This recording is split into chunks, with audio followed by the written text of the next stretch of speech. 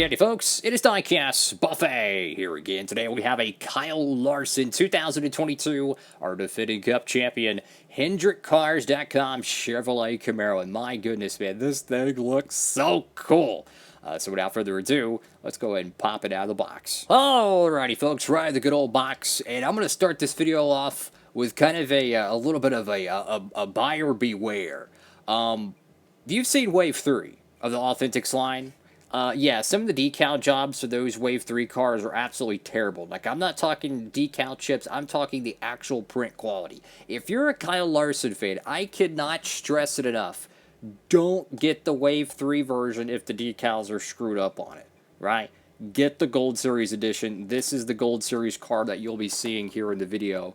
This is, it's 10 times better than some of the decal print quality, and by print quality I mean like it looks like computer paper. It looks dry, it looks dusty. Yeah, go with the Gold Series. Cannot stress it enough, guys.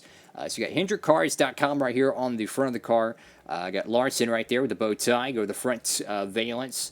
A iconic paint scheme. You know, I think in due time this is going to be more iconic than his 42 Target car, but you know what, man? I love this paint scheme. I really do. It does look a little bit goofy on a next-gen car, but I think they've made it a little bit better by adding a decal here, and I don't know why, but it looks like they did something with the HendrickCars.com decal on the side. We've got the number 5 right there, Sunoco, Hendrick Motorsports, go to the left side of the car. I will say, though, I like it if the HendrickCars.com is a little bit crooked. Like, I like if it, like, starts here and it ends here. Like, it kind of sloops down a little bit, because I think it was at Fontana when he won. I don't know why. But, like, in the early portion of the season, the car looked a lot worse. Perhaps it was just me getting kind of used to seeing, you know, a brand new race car on the track. But I just feel like they've done something to it, whether it's increasing the boldness of the font, perhaps making the numbers smaller or bigger, get the hiring technicians decal. So they might have done something that I didn't notice. Teams usually do that. They'll change just fractions of things throughout the season, but regardless here. Yeah, Kyle Larson right there. I got your B Post decals, Mac Tools, Simeon, Cincinnati Industries, Exalta, and it looks like Akron's, I think. Valvoline there, HendrickCars.com. Hiring technicians, Goodyear and Cup Series. And like I said, with this being a Gold Series car, this is the best quality of this car you're going to get, like the Chase Elliott Hooters car. I'm not even going to front, yo. It is awful. I have never seen a EL mold diecast, which is this exact diecast mold, with such horrible decals. I gotta be honest with you, and that's why I cannot stress it enough. Get the Gold Series. I know it's more expensive, but save your money and you'll get a much better product. My thing is this, guys. Years from now, when you look at your collection, you're gonna be a lot happier if you got quality cars, not the PTC cars from the Wave 12, 2018, or anything like that, but quality diecasts like this. Let's get HendrickCars.com, number 5, Camaro ZL1 Valvoline. Let's go to the right side of this diecast here, and just, I think another thing is the diecast form of this car looks a lot better than the you know, the real race car you know, edition of it, which is kind of funny to me. I know these things are supposed to be extremely realistic to their actual scale, but there's a few, like, fractions of a difference between a diecast and the real thing.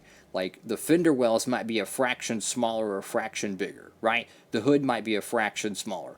My point being is that decals may appear a little bit bigger on a 164 car than they do on the real diecast, and thus making the diecast look better. So you got the number 5 right there on the roof, hiring techs. You got Larson, and you got the blue HendrickCars.com decal there. That looks really good. I bet they had a lot of fun wrapping this decal around here. Cars painted blue, so this whole white side panel, if you will, that's all one decal or 2 decals.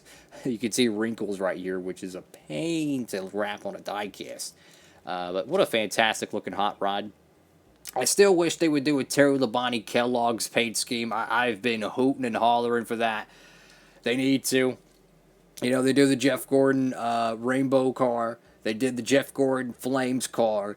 It's about time we get a Terry Labonte 2001, 2, or 3 primary paint scheme.